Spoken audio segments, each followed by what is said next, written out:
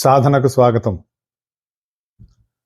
సాధన అనేటటువంటిది మనందరికీ ఎంతో అవసరం అనేటటువంటి విషయాన్ని మనం మాట్లాడుకుంటూ మనందరం ప్రపంచాన్ని ఎలా చూస్తున్నాం అని గనక ఒకసారి మనం ఆలోచించినట్లయితే ప్రపంచం దృష్టిలోనే మనం ఎక్కువగా చూస్తూ ఉంటాం. ప్రపంచం దృష్టి అంటే ప్రపంచానికి ఉన్నటువంటి దృష్టి పదార్థపరమైనటువంటి దృష్టి. కానీ సాధకుడైనటువంటి వాడు పదార్థ దృష్టి నుంచి పరమార్థ దృష్టిలోకి మారాలి. అలా మారటం కోసమే మనం చేసేటటువంటి సాధన మనకి ఎంతో ఉపయోగం ఇస్తుంది. ఆ సాధన ద్వారానే మన దృష్టి మనం మార్చుకోవాలి. అటువంటి దృష్టి అంటే ఎలా చూస్తామంటే నువ్వు ఎలా ప్రపంచాన్ని చూస్తున్నావు అన్నది ఒక పక్కన చూస్తూనే ఈ ప్రపంచానికి ఆధారమై ఉన్నటువంటి దాన్ని కూడా మనం దర్శించగలిగేటటువంటి స్థితికి మనం ఎప్పుడైతే మనం అడుగులు వేస్తామో అప్పుడు మన జన్మకి ప్రయోజనం ఏమిటి అన్నది తెలుస్తుంది. మన ప్రతి జన్మకి ప్రతి మనిషికి కూడా మన జన్మకి ఒక ప్రయోజనం అనేటటువంటిది ఉంటుంది. ఎందుకు పుట్టాం, ఎందుకు పెరుగుతున్నాం, ఎందుకు పోతున్నాం అనేటటువంటి దాన్ని ప్రతి ఒక్కరూ ఆలోచించుకోవాలి. మనం పుట్టాం కాబట్టి మళ్ళీ పుట్టడం గ్యారంటీ అని ఆయన గ్యారంటీ ఎవరిస్తారు మనకి? Do you have any guarantee certificate? కొంతమంది ఏం చెప్తారంటే ఈ పుట్టాం కాబట్టి ఇక మళ్ళీ పుట్టమని చెప్పేటటువంటి వాళ్ళు కూడా ఉన్నారు. అవొక సిద్ధాంతాలు ఉన్నాయి. మనం ఒకసారి పుట్టాం అంతే, ఇక మళ్ళీ పుట్టాం. అలా పుట్టినప్పుడు మనందరం ఒకసారి మనం పుట్టినప్పుడు అందరం ఒకే రకంగా ఉండాలిగా. అంటే ఒకే రకమైన భావాలు, ఒకే రకమైనటువంటి ఆలోచనలు, ఒకే రకమైనటువంటి జీవితాలు ఉండాలి కదా. ఇప్పుడు మనం ఒక క్లే తోటి లేదంటే బంగారంతో లేదంటే ఇంకో మట్టి అయినా బంగారం అయినా ఏదైనా ఒక దాన్ని కరిగించి ఒక మూసలో పోసినప్పుడు దానితోటి గనక నువ్వు కొన్ని వందల ప్రతిమలు బయటికి తీసినప్పుడు మనం ఇప్పుడు చూస్తాం కదా వినాయక చవితి అప్పుడు ఆ మౌళ్ళలో పెట్టి మట్టి వేసి కొట్టినప్పుడు వచ్చేటటువంటి వినాయక చవితి ఆ వినాయకుడి విగ్రహం ఏదైతే ఉందో నువ్వు వెళ్ళి అక్కడ కొనుక్కున్నప్పుడు బహుశా ఆ వీధిలో ఉన్న వాళ్ళందరూ వెళ్ళి అక్కడ కొనుక్కున్నారనుకోండి, ప్రతి వాళ్ళ ఇంట్లో అదే వినాయకుడి విగ్రహం ఉంటుంది కదా, అలాంటి ప్రతిమే ఉంటుంది కదా. అలాగే మనందరం ఒకసారిగా ఒకే రకంగా ఇదే మనకి మొదటి జన్మ, ఇదే మళ్ళీ ఆఖరి జన్మ అనేటటువంటి ఆలోచన ఉన్నట్లయితే మనందరం ఒకే రకమైనటువంటి ఒకే రూపాలు పక్కన పెట్టేసేయండి, కనీసం ఒకే రకమైన భావాలు కలిగి ఉండాలిగా, ఒకే రకంగా జీవించాలిగా, ఒకే రకమైనటువంటి ఆనందకరమైనటువంటి జీవితాన్ని మనం అనుభవించాలి కదా. కానీ మరి లేమే అంటే అక్కడే తేలిపోయింది ఆ సిద్ధాంతం. అంటే మళ్ళీ మనం పుడుతూ ఉంటాం. మనం చేసుకున్నటువంటి కర్మల ఆధారంగా ఆ కర్మలకు వచ్చేటటువంటి ఫలితాలని మనం అనుభవించడానికి మళ్ళీ మనం పుడుతూ ఉంటాం. అయితే మనం ఎప్పుడైతే జన్మించామో మన జన్మకి పరమార్థం ఏంటంటే మనం ఒక లక్ష్యం ఉంది మనకి. అదేంటంటే నిన్ను నువ్వు తెలుసుకోవటమే లక్ష్యం. ఒక్కటి గుర్తుపెట్టుకోండి, ప్రపంచంలో ఎన్ని మతాలు ఉన్నా, ఎన్ని భావాలు ఉన్నా, ఎన్ని సిద్ధాంతాలు ఉన్నా, ఎన్ని ఉన్నా, the ultimate goal of human birth is to know దై సెల్ఫ్. అది గుర్తుపెట్టుకోవాలి. తనని తాను తెలుసుకోవటం అనేటటువంటిది ముఖ్యమైనటువంటిది. ఎందుకంటే మిగిలినవన్నీ మనకు కనపడుతున్నాయి. ఈ కనపడుతున్నవి ఎలా కనపడుతున్న వాటిని నువ్వు చూస్తున్నావు అన్నది మనకు తెలియదు. మనం మామూలుగా మనం అనుకునేటటువంటి పంచభూతాత్మకమైనటువంటి ఈ సృష్టి, దీనిలో ఒక రకమైన ఆకర్షణ ఉంది. అది దాని నుంచి మనం ఏం చేస్తున్నాం, మనలో ఉంది ఆకర్షణ. గుర్తుపెట్టుకోండి, ఆకర్షణ ఎదుటి వస్తువులో ఉండదు. భార్య, పిల్లలు, ఆస్తులు, లావాదేవీలు, ఇష్టం ఉన్నవాళ్ళు, ఇష్టం లేని వాళ్ళు ఇలా ఏర్పరచుకోవడంలో అందులో ఉండిపోయి తాను ఎందుకు వచ్చాడో మర్చిపోయి అందులోనే పడి తిరుగుతూ ఉండటానికి కారణం ఏంటంటే మనలో ఉన్నటువంటి ఆకర్షణ, మనలో ఉన్నటువంటి సంస్కార బలం కారణంగా. దీనికి కారణం మనకి ఉన్నటువంటి పూర్వంలో గతంలో మనం చేసుకున్నటువంటి రకరకాలైనటువంటి కర్మలు, వాటి ఫలితాలు, వాటి వాసనల ఆధారంగా మనం ఈ పంచభూతాత్మకమైనటువంటి ఈ ప్రపంచము, ఇక్కడ కూడా పంచ ఐదే అన్నారు ప్రపంచము అని అంటే, ఈ ఐదిట్లోనే తిరుగుతూ ఉంటుంది. అయితే ఎప్పుడైతే మనం సాధనలో ఇలా కాదు అనేటటువంటి ఒక భావన మనకు వచ్చిందో, లేదు ఏదో ఉంది మనం తెలుసుకోవాల్సిందే, ఏదో మనం మిస్ అయిపోతున్నాం అనేటటువంటి భావన మనకి ఎప్పుడైతే కలుగుతుందో దారి చూపించటానికి గురు పరంపర అనేటటువంటిది ఏర్పడి ఈ సృష్టిలో ఉన్నది.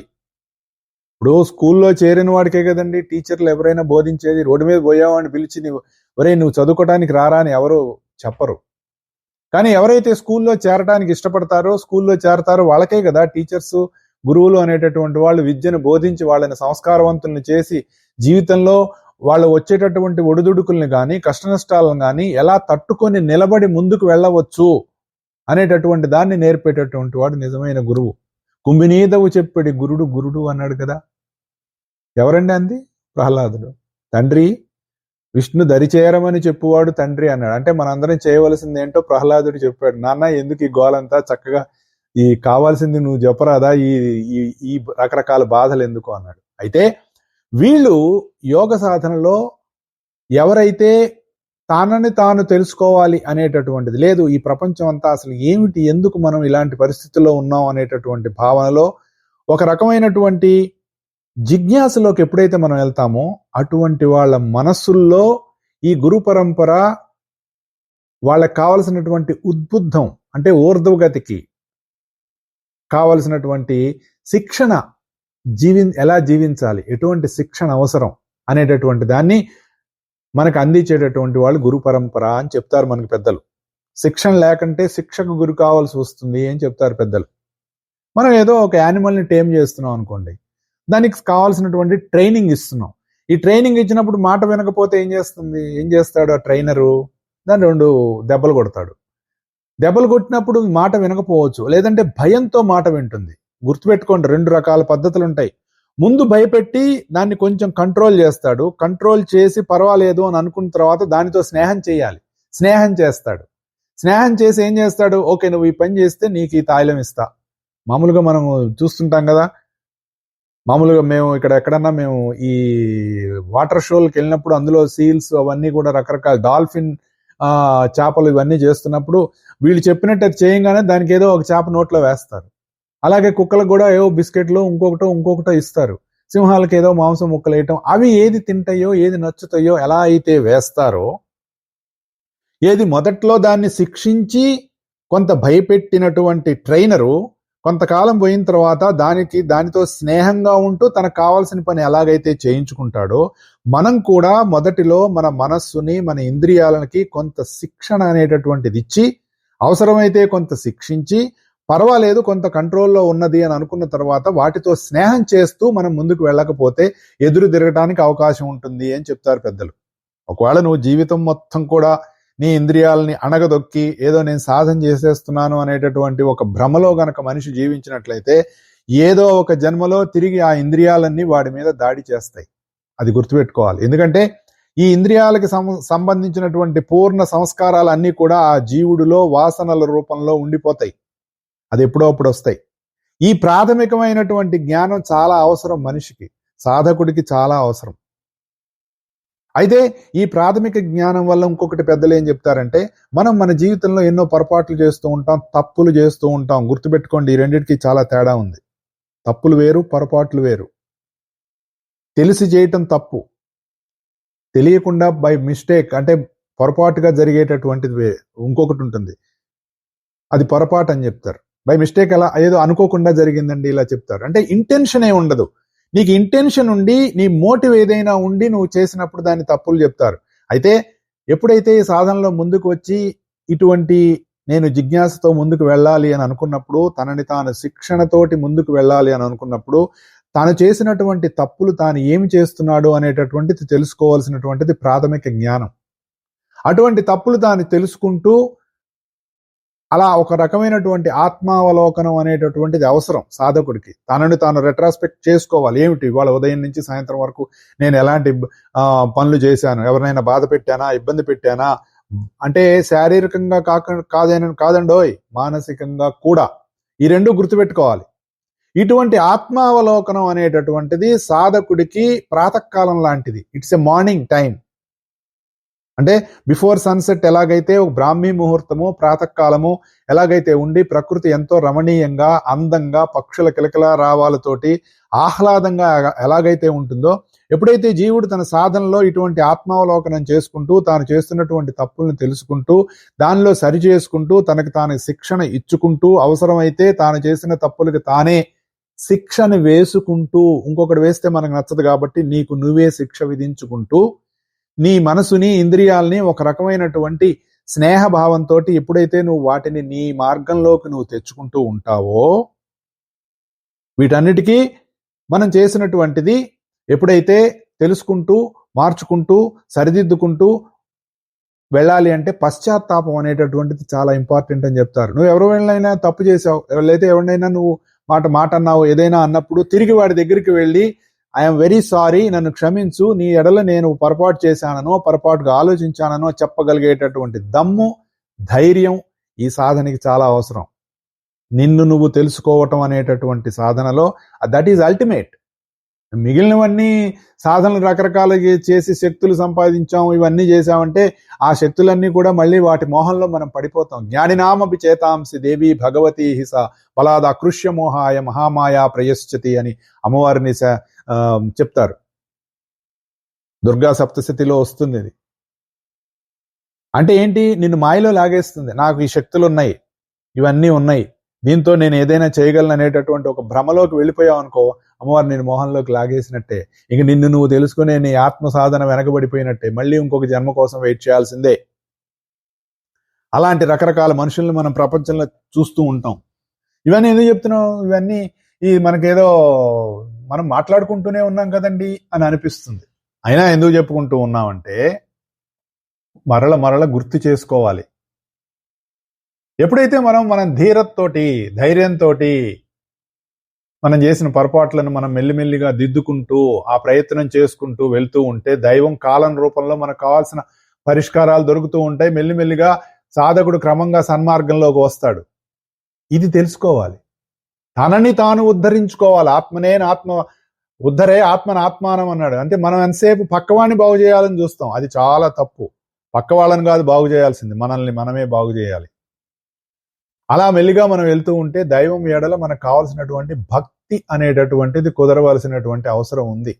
మామూలుగా మనకి భగవంతుడు రకరకాల నవవిధమైనటువంటి భక్తి మార్గాలు చెప్తారు కదా మనకి.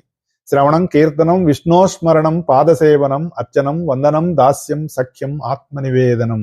ఈ రకాలైనటువంటి 9 రకాలైనటువంటి నవవిధ భక్తి విధాలలో భక్తుడు తనని తాను సమర్పణ, ఆత్మనివేదనం అనేటటువంటి దాన్ని చివరికి చెప్పారు. శ్రవణం, కీర్తనం, విష్ణోస్మరణం, పాదసేవనం.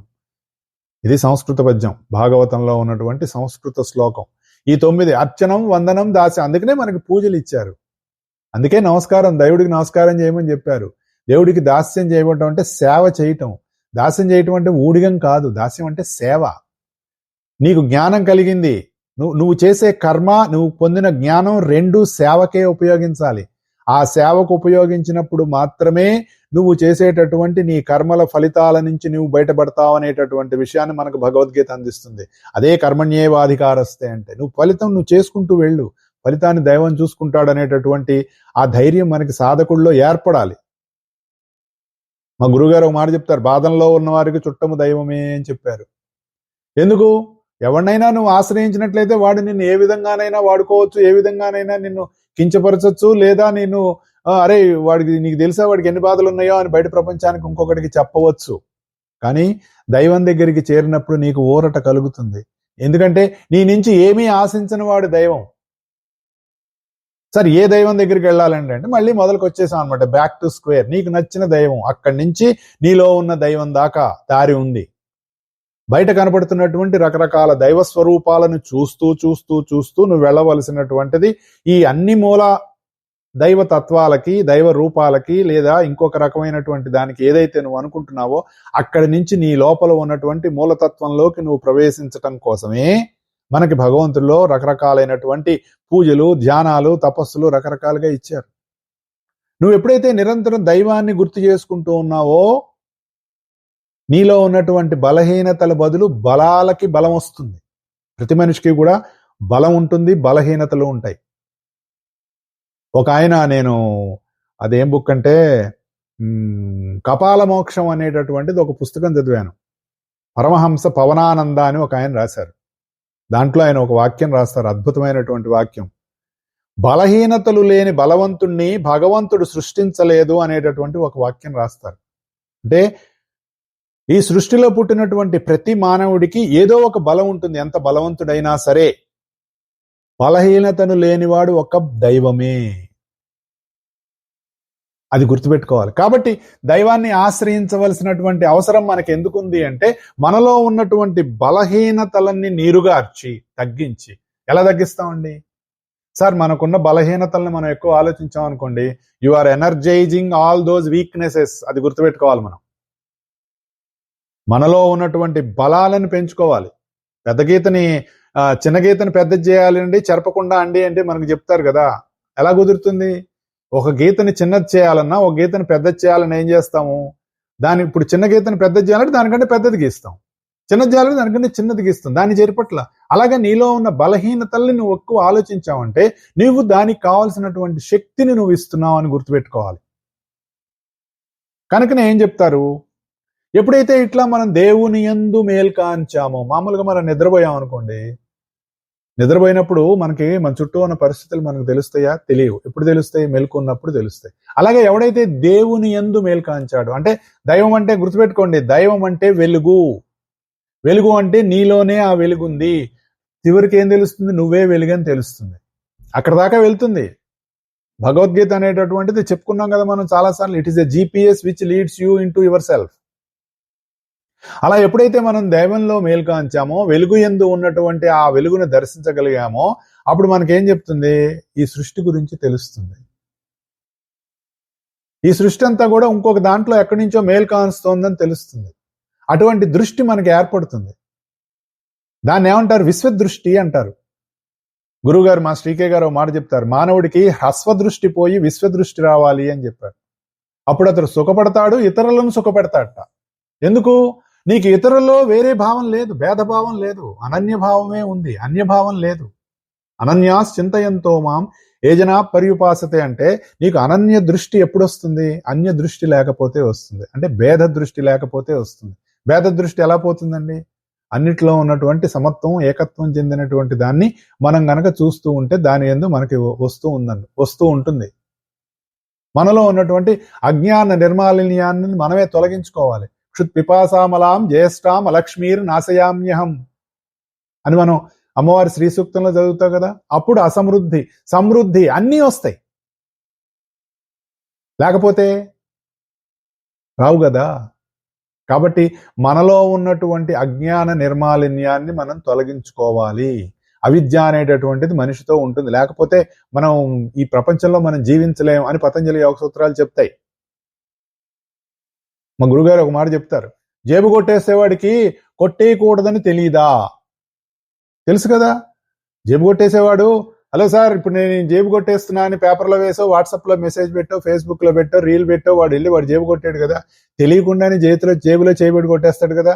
అంటే కొట్టేయకూడదని తెలియకపోతే అందరూ చూస్తుండగానే కొట్టేస్తాడు కదా. అంటే వాడి జ్ఞానం ఉందా లేదా? మనం ఎవరి గురించి అయినా చాడీలు చెప్పుకుంటున్నప్పుడు చాటుగా చెప్పుకుంటాం, అరే వదిలేరా వాడి సంగతి, వాడు ఏడుస్తాడురా అని వేరే వాళ్ళ దగ్గర మనం చెప్పుకుంటాం కదా. అంటే మనం అలా చెప్పుకోవడం తప్పని మనకు తెలియదా? అది అజ్ఞానం అని మనకు తెలియదా? తెలుసు కదా. అందుకే మరి చాటుగా ఎందుకు చెప్పుకుంటాం? వాడి ముందే చెప్పుకోవచ్చు కదా. అంటే మనం చేసేది వెధవ పని అని మనకు తెలుసు, లేకపోతే చాటుగా చేయం కదా. ఇది ఎట్లా పోతుందండి? మా మాస్టర్ గారు చెప్పిన విషయం. దీనిని తొలగించుకోవడానికి చదువులు లాభం లేదు. ఎందుకంటే మనం చదువుకోనే కదా ఈ తప్పులన్నీ చేస్తున్నాం. మన తప్పుని తెలియక చేయటల్లా, తెలిసే చేస్తున్నాం. మళ్ళీ దాన్ని పొరపాటు అండి అని మనం అనుకోవటానికి, ఇవన్నీ తప్పులు. నేను ముందు చెప్పేది చూసారా, తప్పు పొరపాటు అని, ఇవన్నీ తప్పులు. దీని పరిష్కారం ఏంటి? దానికి ఏమైనా శాస్త్రీయ పద్ధతి ఉందా? ఉంది, ఒకటే ఉంది, మారటమే. దానికి ఒకటే ఒక పరిష్కారం, మనం మారాలి. మారాలి అంటే అందరిలో ఉన్న నేను నువ్వు గుర్తుపెట్టుకోవాలి. సరే సార్, అందరిలో ఉన్న నేను సంగతి పక్కన పడేద్దాం సార్, ముందు నాలో ఉన్న నేను గుర్తుపెట్టుకోవాలి కదా. అందుకే మనకి మన శ్వాసతో నిండి ఉన్నటువంటి సోహం అనేటటువంటి మంత్రాన్ని మనకి ఇచ్చారు. సహ అహం. సోహం అంటే వాడే నేను, అతడే నేను, అతడే నేను, అతడే నేను. మన గుండె కొట్టుకుంటోంది. గాలి లోపలికి వెళ్తున్నప్పుడు సకారాత్మకంగా శబ్దం వస్తోంది, బయటకు వచ్చేటప్పుడు హకారాత్మకంగా మనకు శబ్దం వస్తోంది. బయట ఉన్నటువంటి గాలి నువ్వు పీల్చంగానే ప్రాణవాయువై, నువ్వు మాట్లాడేటప్పుడు అది శబ్దంగా నీకు ఎలా బయటకు వస్తోంది అనేటటువంటిది అది పెద్ద సైన్స్. ఆ సైన్స్ని మనం ఎలా అర్థం చేసుకోవాలి? దాని గురించి ఆలోచిస్తే మనకు వస్తుంది. అప్పుడు మనం అలా అలా అలా అలా ఉన్నప్పుడు మనం చేయటం కూడా, మనం చేసే పనులలో కూడా కావాల్సినటువంటి మార్పు వస్తుంది. అంటే ఏంటంటే మనం వెళ్ళి ఇనుప ముక్క లాంటి మనం అయస్కాంతం దగ్గర కూర్చున్నట్లు, కూర్చుంటే కొంతకాలానికి ఇనుప ముక్క అయస్కాంతం అయిపోతుంది. అంతేగాని మ్యాగ్నెటిజం అనేటటువంటి ఒక పుస్తకాన్ని తెచ్చి అయస్కాంతం ఇనుప ముక్క కేసి రుద్దితే మారదు. అయస్కాంతం అంటే ఆల్రెడీ అయస్కాంతంగా ఉన్నటువంటి ఇనుప ముక్క దగ్గరికి నువ్వు వెళితే నువ్వు కూడా అయస్కాంతంగా మారతావు. అటువంటి వాడే గురువు. ఆ గురువు దగ్గర కూర్చోవాలి. దానివల్ల జరిగే మార్పు దాన్ని ఆచరించే వాళ్ళకే తెలుస్తుంది అని చెప్తారు. ఆచరించిన వాడికి ఏం తెలుస్తుందండి? ఇప్పుడు నేను ఇక్కడ కూర్చొని రకరకాలుగా చెప్తూ ఉన్నాను. అది మా గురువుగారు ఆ పుస్తకంలో ఇది చెప్పారు, ఆ పుస్తకంలో ఇది చెప్పారు, ఆయన ఇది చెప్పారు, అది చెప్పారు అని నేను చెప్పుకుంటూ వెళ్ళిపోతూ ఉన్నాను అనుకోండి. కానీ అది నేను లోపల ఆచరించట్లేదు అనుకోండి. అనుకుందాం ఫర్ ఎగ్జాంపుల్, మా గురుగారు చెప్పింది మేము 99.9 మాకు చేతనైనంత ఆచరించడానికే ప్రయత్నం చేస్తూ ఆచరిస్తూ ఉంటాం. ఆచరించిన దాన్నే నేను చెప్పడానికి ప్రయత్నం చేస్తా. ఒకవేళ అలా కాకపోతే ఎరా నువ్వు చెయ్యవు కానీ నీకు ఇంకోటి చెప్తావా అని లోపల నుంచి అనిపిస్తుంది. అఫ్ కోర్స్ తెలిసిన విషయం కాబట్టి మనం ఇగ్నోర్ చేస్తూ ఉంటాం. అలా చేయకుండా సాధన ముందుకు వెళితే నిరంతరం నీకు వెనక నుంచి కావాల్సినటువంటి జ్ఞానం, నీకు కావాల్సినటువంటి ప్రొటెక్షను అన్నీ అందుతూ ఉంటాయి అని మనకు చెప్తుంది వాంగ్మయం అని మనకు పెద్దలు చెప్తారు. వాళ్ళు అలా ఆచరించి మనకు దారి చూపించారు. ఆ మార్గంలో మనం వెళ్ళాలి. అప్పుడు ఏమవుతుంది? నీ దృష్టి హ్రస్వ దృష్టి నుంచి విశ్వ దృష్టికి మారుతుంది. ఇది గుర్తుపెట్టుకోవాలి. మామూలుగా ఆ విశ్వ దృష్టి ఏదైతే ఉందో దాన్నే దివ్య దృష్టి అంటారు. మనం చెప్పుకుంటున్నాం కదా భగవద్గీతలో, అర్జునుడికి శ్రీకృష్ణుడు నా ఈ విశ్వరూపాన్ని నువ్వు దర్శించాలంటే నీకున్నటువంటి ఈ దృష్టి కాదు, నీకు నేను దివ్య దృష్టిని ఇస్తున్నాను అని చెప్పాడు. అంటే ఏమిటి? హ్రస్వ దృష్టి నుంచి విశ్వ దృష్టికి మార్చాడు ఆయన దృష్టిని. ఆ పరిణామం ఎలా జరిగింది? మెల్లిమెల్లిగా జరగల. అర్జునుడు సాధన చేసి తన యొక్క దృష్టిని మార్చుకోలా. సడన్ గా భగవంతుడి అనుగ్రహంగా దృష్టి వచ్చేసింది. రాగానే విశ్వం అంతా నిండి ఉన్నటువంటి ఆ చైతన్యం ఒక్కసారిగా కనపడేటప్పటికే మరి ఏదైనా మనకి భయం వేసేస్తుంది కదా. అటువంటి భయాన్ని పొందాడు అర్జునుడు. ఆ దృష్టి లేకపోతే ఏమవుతుంది? సృష్టి అంతా కూడా జనాభా లెక్కల సంకలనము అన్నారు మాస్టర్ గారు. ఏమన్నా జనాభా లెక్కల్లో అంతమంది ఉన్నారు, ఏమిటి వాడి స్వభావాలు, వాడి కుటుంబాలు ఇవే కదా. ఒక్కొక్కడికి 2 చేతులు 2 కాళ్ళు, ఓ పొట్ట, వాడి తినే ఆకలి, వాడి తినే తిండి, వాళ్ళు ఏమిటోనండి అది తింటారు, వీళ్ళేమి, ఇదే గోల మనకి. దివ్య దృష్టికి దీని లోపల ఉన్నటువంటి ఈ సమస్తంలో ఉన్నటువంటి ఒకే ఒక వస్తువు కనపడుతుంది. ఆ ఒకే ఒక చైతన్యం కనపడుతుంది. ఒకే ఒక ఉనికి కనపడుతుంది. నువ్వు ఎప్పుడైతే దాన్ని చూస్తున్నావో, నువ్వు చూసే ప్రతివాడి చేతులు, ప్రతివాడి కాళ్ళు, ప్రతివాడి పొట్ట, ప్రతివాడి కళ్ళు అన్ని కూడా దానివే అని నీకు అర్థమైపోతాయి. అవి అనంతం అని తెలిసిపోతుంది. దెర్ ఇస్ నో లిమిటేషన్ అని తెలిసిపోతుంది. దానికి బిగినింగు, ఎండింగు, లేదంటే మిడిలు, ఇట్లా మొదలు, తుది, నడిమి ఇవేం లేవు అని తెలిసిపోతుంది. అదే రూపం ఈ మూడిట్లో భూర్భువస్వ అంటే పదార్థము, శక్తి, ప్రజ్ఞ అనేటటువంటి 3 స్థితులలో, 3 లోకాల్లో అదే వర్తిస్తోందని తెలుస్తుంది. అందులోనే ప్రతి జీవి పుడుతోంది, పోతోంది అని తెలుస్తుంది. మన శరీరంలో మనం ఎలా ఉన్నామో ఈ విశ్వరూపంలో విశ్వేశ్వరుడు ఎలా ఉన్నాడో మనకు తెలుస్తుంది.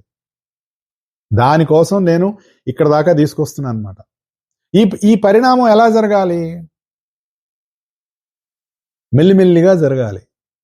అంటే నీ సాధనలో మెల్లిమెల్లిగా నీకు పరిణామ క్రమంలో నీ కర్మలు క్షాళనమవుతూ వాటి యొక్క ఫలితాలను గతంలో చేసుకున్న వాటిని మనం అనుభవించుకుంటూ మెల్లిమెల్లిగా ఒక్కొక్కడుగు ముందుకు వేసుకెళ్తూ ఉంటే పరిణామ క్రమంలో నీలో ఉన్నటువంటి అజ్ఞానము, కల్మషాలు ఇవన్నీ తొలగిపోతూ ఉంటే మెల్లిమెల్లిగా నీ దృష్టి విశ్వదృష్టి వైపు మళ్ళుతూ ఉంటే నువ్వు ఆ పరిణామ క్రమంలో ఆ పరిణితి చెందిన తర్వాత, ఆ ఎవల్యూషన్ ఏర్పడిన తర్వాత ఎప్పుడైతే నువ్వు విశ్వాన్ని దర్శించగలిగావో దానిలో నువ్వు నిజమైనటువంటి ఆనంద స్థితిని నువ్వు అనుభవించగలవు. లేకపోతే భయం వేస్తుంది. ఒక ఎగ్జాంపుల్ చెప్పుకుందాం మనం. ఒక ఆయన బ్రహ్మరాక్షసుడు వేషం వేస్తున్నట్టు నాటకంలో. నేను బ్రహ్మరాక్షసుడు వేషం వేస్తున్నాను, మా ఆవిడ వస్తుందేమో ఇటువైపుకి రానివ్వకండి, నన్ను చూసి భయపడుతుంది, ఆవిడకి అసలే భయం ఎక్కువ, పాపం గుండె జబ్బు, ఏమన్నా లేనిపోయింది అవుతుంది, ఆవిడని నాటకం చూడటానికి రావద్దండి అని చెప్పాట. సరే ఆవిడేం చేసింది, ఇంతోటి మా ఆయన పెద్ద నాటకం వేస్తున్నాడు కాబట్టి నేను వెళ్ళి ఆ నాటకం ఏమైనా సరే చూడాలి అని వాళ్ళ ఆయనకి చెప్పకుండా సరే ఏదో మొత్తానికి నాటకం దగ్గరికి వచ్చింది. సరే ఈయనకి బ్రహ్మాండంగా బ్రహ్మరాక్షసుడు వేషం వేశారు, మేకప్ అంతా వేశారు. వేసిన తర్వాత ఆయన ఏం చేశాడు, అలా వస్తూ వస్తూ ఇలా తలకాయ పక్కకి తిప్పి చూసేటప్పటికే చూశాడు, డామ్మను కళ్ళు తిరిగి కింద పడిపోయాట. 2 రోజుల తర్వాత స్పృహ వచ్చింది ఆయనకి.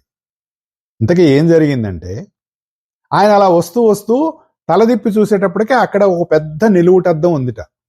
ఆ నిలువుటద్దంలో ఆయన వేషం ఆయనే చూసుకొని భయపడి మూర్చిపోయాడు. పైగా మూర్చి వచ్చిన తర్వాత అంటారట ఆయన, ఎవరయ్యా మేకప్ రూమ్లో అంత పెద్ద బ్రహ్మరాక్షసుడి ఫోటో పెట్టారు, నాకు చాలా భయం వేసింది, కళ్ళు తిరిగి కింద పడ్డా అన్నట్టు. అంటే ఆయన వేషం ఆయనే అద్దంలో చూసుకొని కళ్ళు తిరిగి కింద పడ్డాడు. ఎందుకు జరిగింది?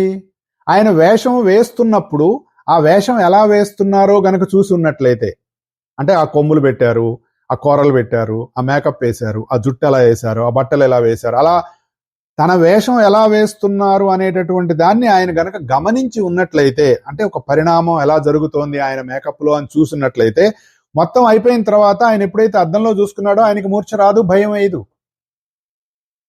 అది నేను చెప్పింది. ఒక్కసారి చూసేటప్పటికే ఆయనే ఈ వేషం నేనే వేశాననే భావన ఆయనలో లేదు. అక్కడ ఏదో బ్రహ్మరాక్షసుడి ఫోటో ఉందనే ఆయన ఒక చిత్రాన్ని ఆయనే అద్దంలో చూసుకొని మూర్చిపోయాడు. అలాగే మనం మన సాధనలో మెల్లిమెల్లిగా ఎప్పుడైతే పరిణామం చెందుతూ ఉంటామో, మనకున్నటువంటి ఈ లోయర్ యాంగిల్లో, ఈ కింద లోకాల్లో ఉన్నటువంటి ఈ ప్రపంచంతో మనం వేసుకున్నటువంటి ముడులన్నీ కూడా మెల్లిమెల్లిగా విప్పుకుంటూ మన జీవితాల్లో అనేక జన్మల్లో అలా వెళుతూ ఉన్నప్పుడు, ఏదో ఒక జన్మలో ఎక్కడో అక్కడ దైవానుగ్రహంగా మనకున్నటువంటి గురుగారు చెప్పినట్టు హ్రస్వదృష్టి పోయి, హ్రస్వదృష్టి అంటే షార్ట్ ఎండెడ్ సైట్, దాన్ని ఎలా మనం అర్థం చేసుకోవాలి అంటే, ఏంటి సార్ మనకి షార్ట్ సైట్ ఉన్నట్ట? కాదు, షార్ట్ సైట్ ఉన్నట్టు కాదు. ప్రపంచంలో ఉన్నటువంటి ఏకత్వాన్ని దర్శించకుండా భిన్నత్వాన్ని మనం దర్శనం చేస్తున్నాం అని గుర్తుపెట్టుకోవాలి. భిన్నత్వ దృష్టి అన్నది హ్రస్వ దృష్టి, ఏకత్వ దృష్టి అన్నది విశ్వదృష్టి. అది పరిణామ క్రమంలో మెల్లిమెల్లిగా మారుకుంటూ రావాలి మనకి. ఇక్కడ ఏం చేశాడు అర్జునుడికి? ఒక్కసారే శ్రీకృష్ణ పరమాత్మ మొత్తం దివ్య దృష్టి నేను ఇచ్చేస్తున్నాను, కాబట్టి నీకు దృష్టికి ఇప్పటి నుంచి నీకు ఇచ్చేటప్పటికి ఏం చెప్పాడు? పశ్యామి దేవాంస్తవ దేవదేహే సర్వాంస్తదాభూష విశేష సంఘాన్ బ్రహ్మాణమీశం కమలాసనస్థం ఋషీంశ్చ సర్వానురుగాంశ్చ దివ్య, అన్ని చూస్తున్నా అన్నాడు. అనేక బాహూదర వక్త్ర నేత్రం, అంతే కదా, ఇందా చెప్పాను కదా. భయం వేసేసింది. అటువంటి భయం కారణం ఏమిటి అంటే, అర్జునుడికే భయం వేసింది. మీరు నేను ఎంత? ఆయన మహా పరాక్రమశాలి కదా, ఎన్నో యుద్ధాలు చేశాడు కదా, ఎంతో చేశాడు కదా. ఎంత చేసినా విశ్వం అంతా నిండి ఉన్నటువంటి ఒకానొక చైతన్యం నీ కళ్ళ ముందు కనపడితే పిచ్చెక్కిపోదండి. మనం కూడా అంతే. మన గత జన్మ తెలియదండి, అది తెలియదండి, ఇది తెలియదండి అని మనం రకరకాలుగా మాట్లాడతాం కదా. ఒకవేళ ప్రకృతి నీకు పుట్టిన ప్రతివాడికి నేను మీ గత జన్మలన్నీ తెలుసుకునేటటువంటి దృష్టి ఇచ్చేస్తున్నాను రా, నువ్వు కళ్ళు మూసుకుంటే తెలిసిపోతుందిరా అంటే, గత జన్మలో నువ్వెవరు, నీ భార్య ఎవరు, నీ పిల్లలు ఎవరు, నీ ఆస్తిపాస్తులు ఎవరు, ఇవన్నీ తెలిసిపోతే ప్రపంచం ఎంత గందరగోళం అయిపోతుందండి. Because you are living in the lower nature. ఆ బాధల నుంచి ప్రకృతి మనకు తప్పించినందుకు ఆ ప్రకృతి తల్లికి మనం నమస్కారం చేసుకోవాలి. అమ్మ నాకు వద్దమ్మా తెలిసిన దగ్గర నుంచి, ఎందుకు తెలిసినా తట్టుకునేటటువంటి మానసిక స్థితి నాకు లేదు కనుక నాకు తెలియకపోవటమే మంచిదమ్మా, నన్ను ఇట్లా పడుండని మెల్లిమెల్లిగా ఆ స్థితికి నన్ను చేర్చిన తర్వాత, నీ దయ ఉంటే నీకు కావాలనిపిస్తే ఇవ్వు, లేకపోతే లేవు, నష్టం ఏం లేదు, పింగుంబాయి లేకపోతే అనుకోవచ్చు. ఆ స్థితికి మనిషి సాధన చేసుకుంటూ ముందుకు వెళ్ళకపోతే చాలా కష్టం. సాధన అనేటటువంటిది అంత లోతుల్లో ఉంటుంది. ఆలోచించండి ఒకసారి. అలా ఎప్పుడైతే మనలో సమత్వం అనేటటువంటిది ఏర్పడిందో, విశ్వదృష్టి అయినటువంటి దివ్య దృష్టి అనేటటువంటిది ఏర్పడిందో, అప్పుడు మనది అనన్య దృష్టి అవుతుంది. భేద దృష్టి నుంచి ఏకత్వ దృష్టిలోకి వస్తుంది. అప్పుడు ఏమవుతుంది? చూచేవాడు, చూడబడే వస్తువు, చూచుట, ఈ మూడు ఉన్నాయి కదండి. మనం ఒక విషయం గురించి తెలుసుకుంటున్నావు అంటే తెలుసుకుంటున్నావు, ఏ వస్తువు గురించి తెలుసుకుంటున్నావో ఆ వస్తువు ఉంది, తెలుసుకోవటం అనేటటువంటిది. ఈ మూడు స్థితులు ఏకమైపోతాయి. ఆ స్థితిని ఊహించండి ఒకసారి. ధ్యానంలో ఇలాంటివి మనం విన్నప్పుడు, మనకు గుర్తొచ్చినప్పుడు, ఒక ఆలోచన కలిగినప్పుడు మనం కూర్చొని ఇలా ఆలోచించాలి. అసలు ఈ మూడిటి ఏకత్వం అంటే ఏమిటి? ఏకత్వం చెందినప్పుడు నువ్వు స్వస్వరూపంగా వెలుగుతావు. నువ్వుగా ఉంటావు. ఈ మూడు ఉన్నప్పుడు 3 స్థితుల్లో మనం భేదం చెంది ఉన్నాం. 3 ఒకటైనప్పుడు నువ్వే ఉంటావు. ఏకత్వం చెంది ఉంటావు. అది దీప్తమైనటువంటి అగ్నికాంతి. దాని కొలతలే ఉండవు. ఇక అనంతంతో ఏకత్వం చెంది ఉంటాం. అది తెలుస్తుంది. అది చూస్తున్నా అన్నాడు దాంట్లో. నేను నీ విశ్వరూపంలో నేను దాన్ని దర్శిస్తున్నానని చెప్పాడు ఆయన. అంటే అటువంటి ఏకత్వాన్ని ఒకే చోట చూస్తున్నాడు ఆయన. చూసి ఏం చెప్తున్నాడు? త్వం అక్షరం పరమం వేదితవ్యం. నువ్వు అక్షర స్వరూపుడు అని, పరమమైనటువంటి వాడివని. పరమం అంటే బియాండ్. అక్షర పరబ్రహ్మ స్వరూపుడు అని నేను తెలుసుకుంటున్నాను. తెలుసుకోవాల్సినటువంటి విషయం. త్వమస్య విశ్వస్య పరం నిధానం. ఈ మొత్తం సమస్తమైనటువంటి విశ్వానికి కూడా నువ్వే ఆధారము. త్వం అవ్యయః శాశ్వత ధర్మగోప్త సనాతనస్త్వం పురుషో మతో మే. ఇవన్నీ నేను తెలుసుకుంటున్నా అన్నాడండి. అంటే ఎప్పుడైతే నువ్వు తెలుసుకున్నావో, ఎప్పుడైతే నీకు ఆ దృష్టి ఏర్పడిందో, ఆ దృష్టి స్థితిలోకి నువ్వు వెళ్ళిపోయావో, ఆ ఏకత్వాన్ని నీలో నువ్వు ఆ స్థితిని అనుభవించావో, అప్పుడు తెలుస్తుంది నీకు మనం అనుకునేదంతా ఉట్టి డొల్లా, ఇదేం లేదు ఇక్కడ, అసలు అక్కడెక్కడో ఉంది, అక్కడి నుంచి ఇది ఇక్కడంతా రిఫ్లెక్ట్ అవుతోంది, ఈ రిఫ్లెక్షన్ లో మనం కొట్టుకొని ఏడుస్తున్నాం అనేటటువంటి భావన నీలో కలుగుతుంది.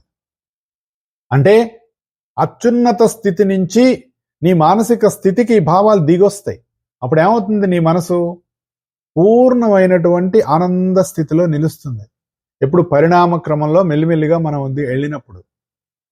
అక్షర స్వరూపుడివి అని చెప్తున్నాడు. అక్షరం అంటే ఏముంది సార్? మామూలుగా చెప్తారు కదా, నాశనం లేనిదండి అని చెప్తారు. మామూలు మనకి అక్షరాలు కూడా అక్షరాలు అంటారు. ఏబిసిడీలు అనండి, ఐ అనండి. మరి సంస్కృతంలో అక్షరాలండి అని అంటారు కదా. అంటే క్షరము లేకుండా ఇప్పటి వరకు భూమి మీద ఎన్ని వేల లక్షల కోట్ల పుస్తకాలు రాశారండి. లెటర్స్ అన్నీ అయిపోయినాయా? ఇంకా లేవు సార్, అయిపోయినాయి పుస్తకాలు. ఉన్న అక్షరాలన్నీ పుస్తకాలు రాసేసారండి, ఇంకా కొత్త అక్షరాలు లేవండి అని మొట్టమొదటి పుస్తకం రాయంగానే అనేసేయాలి కదా. మళ్ళీ అవే అక్షరాలు ఉపయోగించి ఇంకోడు పుస్తకం రాశాడు, ఇంకోళ్ళు ఒక పుస్తకం రాశారు. అలా కొన్ని వేల కోట్ల పుస్తకాలు రాశారు కదా. అంటే అవి అక్షరాలు, వాటికి నాశనం లేదు. అలాగే ఈ రూపాలు ప్రపంచంలో ఏవేవైతే వచ్చిపోతుంటాయో అవి కూడా అక్షరముల వంటివే. క్షరము లేకుండా మళ్ళీ వస్తూనే ఉంటాయి. ఎందుకు చెప్తున్నాడు ఈ విషయం? అది అక్షరం అని నాకు కనపడుతుంది. నువ్వు అక్షర స్వరూపుడు అంటే నీ నుంచి అన్ని వస్తూనే ఉంటాయి, నిరంతరం వస్తూనే ఉంటాయి. ఎక్కడ there is no end for it. ఎలాగైతే ఈ అక్షరాలతో గ్రంథాలు రాశారో, అలాగే ఈ రూపాలు అనేటటువంటి అక్షరాలతోటి ఏర్పడినటువంటి పదాలు ఏవైతే ఉన్నాయో అవి లోకాలు అని చెప్పారు. అంటే ఒక విశ్వరూపంలో ఎటువంటి దర్శనాన్ని మనకు అందిస్తున్నారో మనం గుర్తుంచుకోవాలి.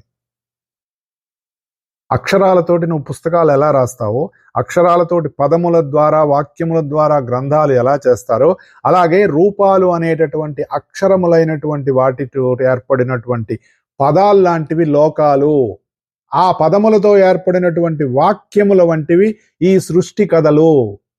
వాటితో ఏర్పడినటువంటి గ్రంథాలు వేదములు. ఇది మా గురువు గారు ఇచ్చినటువంటి ఎక్స్ప్లెనేషన్. మాస్టర్ ఈకే గారు ఆయన ఇచ్చారు. ఆయన గురించి మనం చెప్పుకుందాం. ఇక్కడ ఒక్క విషయం చెప్తాను మాస్టర్ ఈకే గారి గురించి. నిన్న దైవికంగా నేను జొన్నవిత్తుల రామలింగేశ్వరరావు గారిని కలవటం జరిగింది.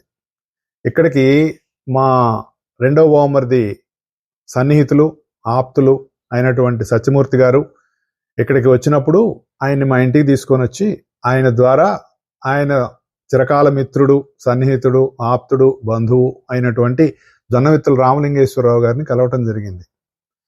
మాటల సందర్భంలో సత్యమూర్తి గారు అన్నారు, మంగేష్ గారండి, ఈయన కూడా ఈకే గారిని ఫాలో అవుతారు అని అన్నారు. అదే వాక్యం అన్న తర్వాత ఆయన ఈకే గారి గురించి మాట్లాడటం మొదలుపెట్టారు. ఎంత అద్భుతంగా చెప్తూ ఆయన ఒక చాలా చాలా విషయాలు చెప్పారు. ఆయన ఒక వాక్యం చెప్తాను అందులో ఆయన చెప్పిన దాంట్లో. ఈ భూమి మీద ఈకే గారు వంటి గురువు లేరు, మళ్ళీ రారు అని చెప్పారండి. ఈ ఒక్క వాక్యం చాలు. ఈకే గారు వంటి గురువు లేరు, మరి రారు అని చెప్పారు ఆయన. నాకు నా శరీరం పులకాంకితమైందనే చెప్పుకోవాలి. చాలా అద్భుతమైనటువంటి వాక్యం. చాలా చాలా విషయాలు మాట్లాడారు ఆయన. ఎన్నో విషయాలు ఆయనతో చక్కగా కొద్దిసేపు రాత్రి 11-12 వరకు కూర్చున్నాం ఆయనతోటి. నేను ఏం చెప్తున్నానంటే, భగవద్గీతలో ఇటువంటి ఇంటర్ప్రిటేషను, ఇటువంటి వ్యాఖ్యానం ఇచ్చి మనం ఇందులో చెప్పబడినటువంటి విషయాలని అతి సులభంగా మనం ఎలా అర్థం చేసుకోవచ్చు అనేటటువంటి సాధారణమైనటువంటి భాషలో ఇచ్చినటువంటి మహాత్ములు పరమగురువు మాస్టర్ ఈకే గారు.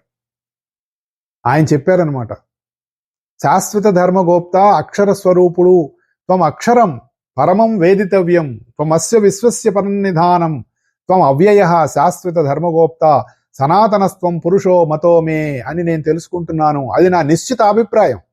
It is my concrete opinion అన్నాడండి. ఎవరు ఇంత చూసిన తర్వాత అక్కడ ఆయన చెప్తున్నారు అనమాట. ఎలాగైతే అక్షరాలు నిరంతరం నశింపక ఇలా మనం అనేక పదాలు, వాక్యాలు, గ్రంథాలు మనం ఎలా రాసుకున్నామో, అలాగే రూపము అనేటటువంటిది కూడా అక్షరముల వంటివి. అటువంటి రూపాలు మళ్ళీ మళ్ళీ వస్తూనే ఉంటాయి, వాటికి క్షరము లేదు. ఆ అక్షరాలతో ఏర్పడినటువంటి పదాలే ఈ లోకాలు, రకరకాలైనటువంటి లోకాలు. ఆ లోకాలతో ఏర్పడినటువంటివి, ఆ లోకాల్లో చెప్పబడినటువంటివి అనేక రకాలైనటువంటి విషయాలు ఏవైతే ఉన్నాయో అవి సృష్టి కథలు. సృష్టిలో రకరకాల లోకాలు, ఆ లోకాల్లో ఎట్లాంటి జీవులు ఉన్నారు, వాటికి సంబంధించినటువంటి రూపాలు, వాటి కథలు, ఆ కథల్లో ఎటువంటివి జరిగినాయి అనేటటువంటివి మనకు తీసుకొచ్చి ఇచ్చారు. అటువంటి సృష్టి కథలతో ఏర్పడినటువంటి గ్రంథాలు వేదములు అని చెప్పారు. వాటిల్లో చదవబడేటటువంటి పరమార్థం ఏదైతే ఉందో అది విశ్వరూపము అని చెప్పారు. ఈ మొత్తం గ్రంథము యొక్క అక్షరాలలో అంతర్యామిగా ఆ విశ్వరూపమే వర్తిస్తూ ఉంటుంది. అంటే ఆ విశ్వరూపంలో ఉన్నటువంటి ఏకత్వం చెందినటువంటి ఒకానొక చైతన్యము, ఉనికి, ఎగ్జిస్టెన్స్ అండ్ అవేర్నెస్ ఏదైతే ఉందో అదే ఈ రూపాల్లో ఉంది, అదే ఈ లోకాల్లో ఉంది, అదే ఈ సృష్టి కథల్లో ఉంది, అదే ఈ సృష్టిలో ఉంది. లో లో లో అనుకోకుండా గా గా గా అనుకుందాం. అదే సృష్టిగా ఉంది, అదే రూపంగా ఉంది, అదే లోకంగా ఉంది. అయితే what is ultimate goal of it? ఇప్పుడు ఏదో మరొక స్వీట్ తిన్నారండి, ఏంటి గోల్ ఏంటి? The sweetest of the sweet అండి, అసలు ఇట్లాంటి స్వీట్ భూమి మీద లేదండి అని మీరు ఒక స్వీట్ తిన్నారు. ఏమిటి దానివల్ల ఏమొచ్చింది? ఏదో ఒక ఎక్స్పీరియన్స్ వస్తుందిగా. The ultimate goal is to experience the sweet. అది నువ్వు పక్కవాడికి నువ్వేం ఎక్స్పీరియన్స్ చేసావని ఎంతవరకు చెప్పగలవండి? నువ్వు అనుభూతి చెందిన దాన్ని పూర్తిగా ఎవ్వరూ చెప్పలేరు, వాళ్ళకు వాళ్ళు అనుభూతి చెందవలసిందే. అలాగే ఈ సృష్టి అనేటటువంటి గ్రంథంలో తెలియదబడినటువంటి అల్టిమేట్ గోల్ ఎప్పుడైనా ఏమిటి అంటే అది టు ఎక్స్పీరియన్స్. దాన్ని నువ్వు అనుభవంగా పొందవలసిందే. ఈ విశ్వం అనేటటువంటి గ్రంథానికి అట్లాంటి అల్టిమేట్ గోల్ ఏదైతే ఉందో అది విశ్వరూపం. అంటే ఈ విశ్వాన్ని దర్శిస్తే ప్రతివాడికి వాడి గోల్ ఏంటి అంటే విశ్వరూప సందర్శనం అనేటటువంటిది జరగాలి.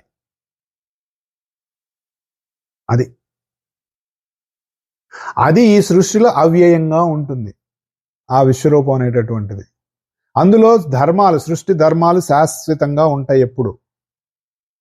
అవి ఎట్లా వస్తాయి ధర్మాలు అనేటటువంటిది? మళ్ళీ రకరకాల రూపాల్లో గ్రంథంలో ఒక అక్షరాలు ఎలాగైతే బయటకు వస్తూ ఉంటాయో అలా ఉంటూ ఉంటుంది. ఈ జీవుల సృష్టి స్థితి లయాల్లో అవన్నీ వ్యక్తమవుతూ ఉంటాయి. వీటన్నిటిలో మళ్ళీ జీవుడుగా సనాతనమైనటువంటి ఆ పురుషుడే. అక్కడ ఏం చెప్తారంటే తెలుసుకోవటం అనేటటువంటిది మనలో ఉంది కదండి. మనం తెలుసుకోవటం అనేటటువంటి ఒక లక్షణం మనలో ఉండబట్టేగా మనం ఈయన తెలుసుకుంటున్నాం. అసలు తెలుసుకోవటం అనే లక్షణం లేదనుకోండి, ఎట్లా తెలుసుకుంటాం మనం? అయితే what is ultimate goal of this knowing? To know దై యువర్ సెల్ఫ్. అది ఎప్పుడూ తరగదు. కాబట్టి అది తెలుసుకునే వరకు జన్మలు వస్తూనే ఉంటాయి. Take it granted.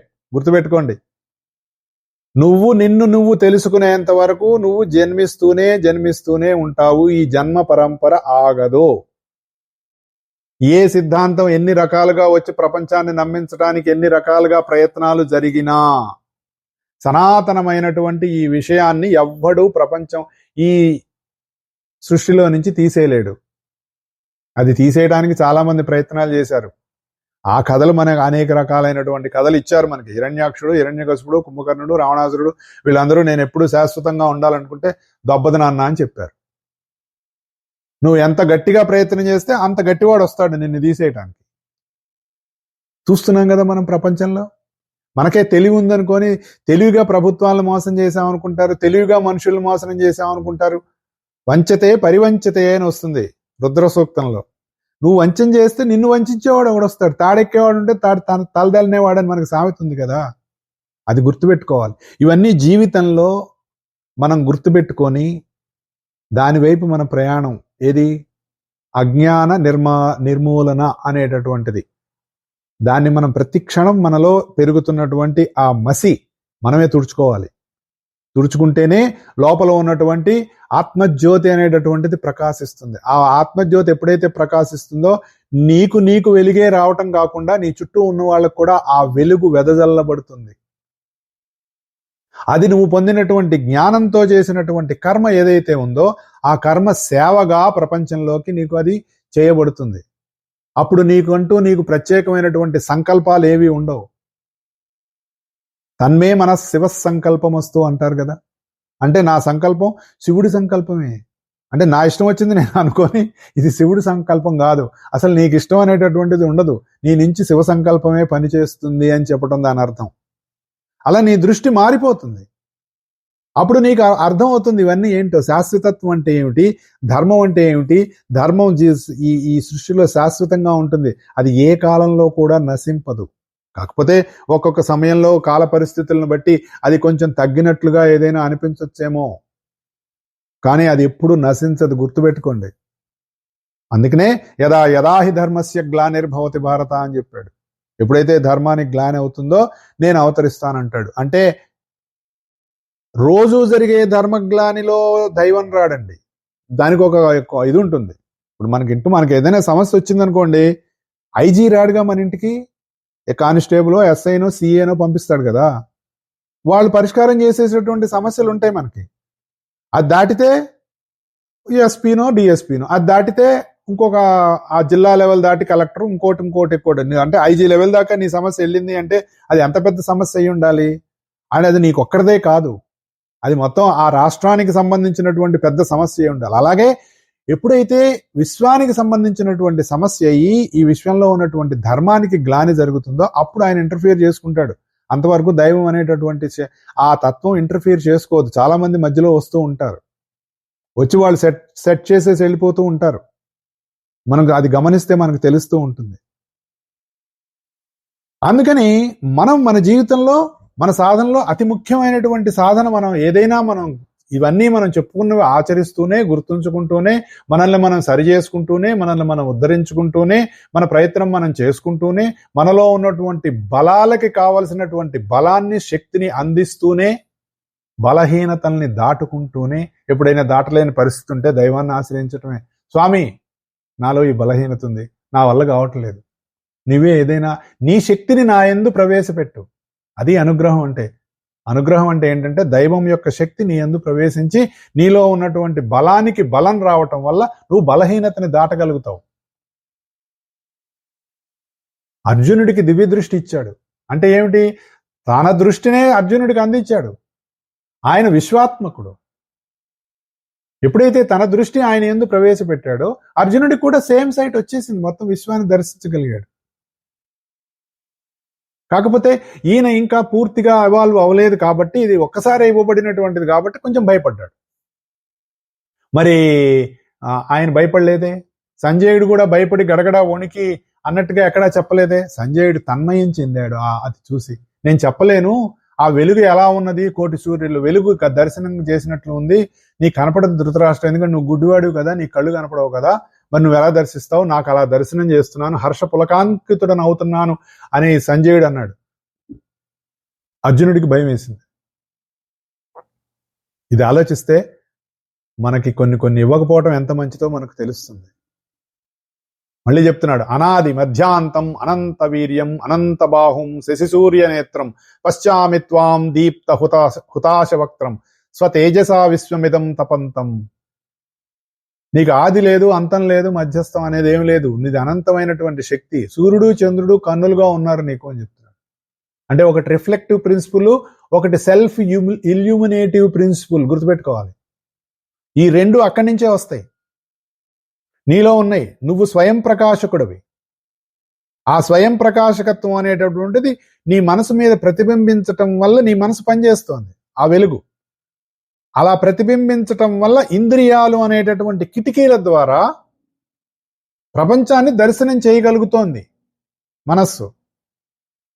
ఈ దర్శనం చేసినటువంటి దాన్ని, ఆ విషయ పరిజ్ఞానం అంటే నువ్వు ప్రపంచంలో ఏది చూసినా దాని నుంచి వచ్చేటటువంటి ఆ ఇన్ఫర్మేషన్ని మైండ్ తీసుకొని నీలో ఉన్నటువంటి డిస్క్రిమినేటివ్ విల్ అనేటటువంటి బుద్ధి అనేటటువంటి ఫ్యాకల్టీకి అప్పచెప్పి, హే నేను ఇవన్నీ నాకు కనపడుతున్నాయి, ఇందులో నాకు ఏది బెటరో నువ్వు చెప్పవా ప్లీజ్ అని బుద్ధిని అడిగితే, బుద్ధి ఆత్మతో అనుసంధానం చెంది ఉంటుంది కాబట్టి, ఆ ఆత్మలో ఉన్నటువంటి నేను సర్వాంతర్యామి అయి ఉన్నాడు కాబట్టి, ఆ రెండిటికి మధ్య ఉన్నటువంటి అభేద స్థితి వల్ల ఈ బుద్ధి ఏం చేస్తుందంటే మైండ్కి చెప్తుంది, అది వద్దు, నీకు షుగర్ ఉంది, నీ బాడీ అంత కరెక్ట్గా లేదు, తింటే పెరుగుతుంది, కాబట్టి ఆ స్వీట్ నువ్వు తినద్దు, ఇదిగో నువ్వు వాడితో అలా మాట్లాడద్దు, అలా మాట్లాడటం వల్ల వాడు హర్ట్ అవుతాడు, వాడు నిన్ను అలా అంటే నువ్వు హర్ట్ అవుతావు కదా, కాబట్టి నువ్వు తిరిగి వాడిని అలా అనద్దు.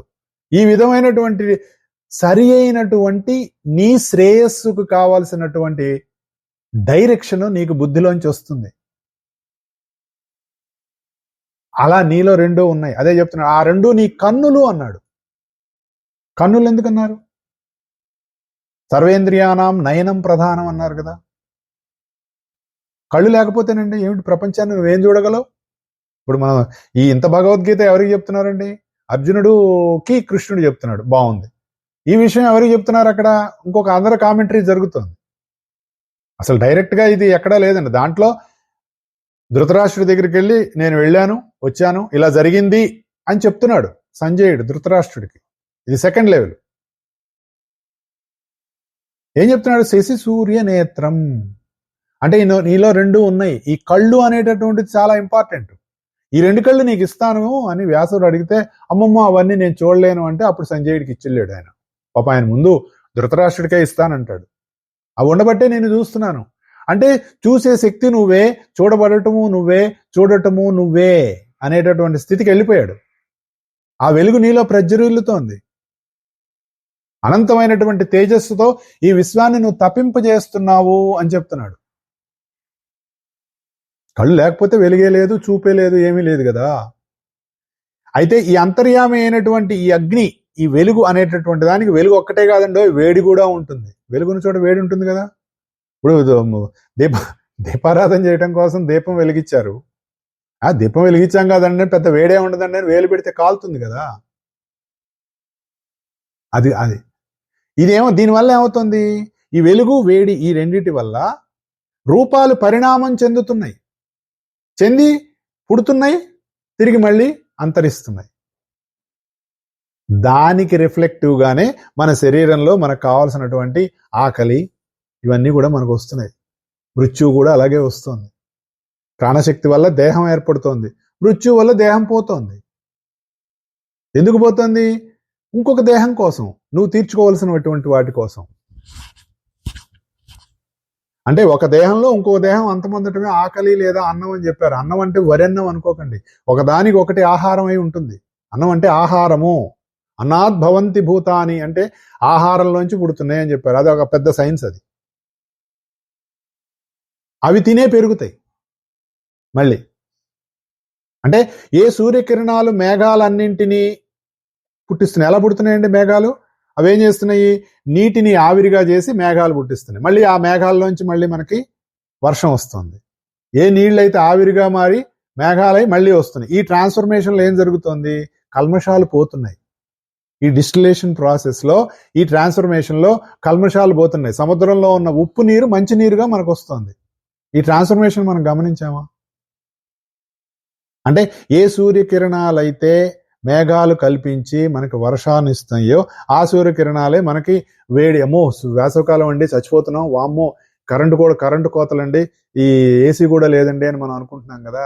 ఆ సూర్యకిరణాలు లేకపోతే నీకు వర్షం లేదు. ఆ సూర్యకిరణాల వల్లే రెండూ వస్తున్నాయి మనకి, వెలుగు వేడి రెండు దానివల్లే వస్తున్నాయి.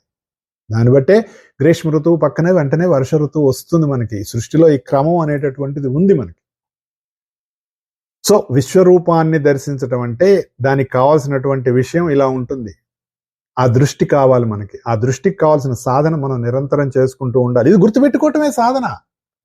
ఏదో మనకి రకరకాలుగా మనం ఏదో ఒక జపమాల తీసుకొని పేనేమండి దాని రోజుకి నేను 500 చేశాను 300 చేశాను కాదు. ఆ అయిపోగానే ఏమిటి నీ మనసు, ఏమిటి నీ ప్రవర్తన, ఏమిటి నీ భావం, ఏమిటి నీ భాష, దీన్ని బట్టి ఉంటుంది మనకి సాధన. అలా మన సాధన కొనసాగుతుంటే మన దృష్టి ఫ్రమ్ నారోనెస్ టు వైడెన్ అవుతూ ఉంటుంది. కొంచెం మెల్లిగా పెరుగుతుంది. It should not be overnight. Over స్పీడ్తో ఏది జరగకూడదు. ఇప్పుడు కూడా చాలా స్పీడ్గా డెవలప్ చేసేసాము. దాని స్పీడ్ ఎలా ఉందంటే దానికి అది డెసిషన్ తీసేసుకొని ఆఖరికి హ్యాకింగ్లోనూ ఇంకొకళ్ళని రకరకాలుగా వెళ్ళిపోతున్నాయి. So we have to reduce the speed of the AI అని చెప్పేసి ఇప్పుడు చెప్పుకుంటున్నారు. ఇంకా దానికి ఆ పరిస్థితికి వెళ్ళిపోతుంది. సాధన అలా వెళ్ళకూడదు. సో అలా మన సాధన నిరంతరం కొనసాగుతూ మనలో ఉన్నటువంటి హ్రస్వ దృష్టి నుంచి మనం విశ్వదృష్టికి వెళ్తే ఆ విశ్వదృష్టి దివ్యదృష్టి అయి మనకు కావాల్సినటువంటి విశ్వరూపాన్ని దర్శించగలిగేటటువంటి స్థితికి మన సాధన తీసుకువెళ్ళినప్పుడు అప్పుడు మనలో ఉన్నటువంటి ఆత్మతత్వం, దాని వెలుగు అవన్నీ మనకు తెలుస్తాయి. దానికోసం మనకు వెళ్ళాలి, దానికోసం మనం చదువుకోవాలి, అవగాహన చేసుకోవాలి, అర్థం చేసుకొని ఆచరణలోకి తెచ్చుకున్నప్పుడు ఇవి మనకి ఉపయోగపడతాయి. లేకపోతే విని ఊరికే అలా తులిపేసుకొని వెళ్ళిపోవటం. అలా కాకుండా మన సాధన సాగాలి. నిరంతరం మనలో ఆ వెలుగు మనల్ని నడిపించాలి అని మనసా వాచా కోరుకుంటూ ఈ వారాన్ని సెలవు తీసుకుంటున్నాను. వచ్చే వారం కలుద్దాం. జై గురుదేవ్.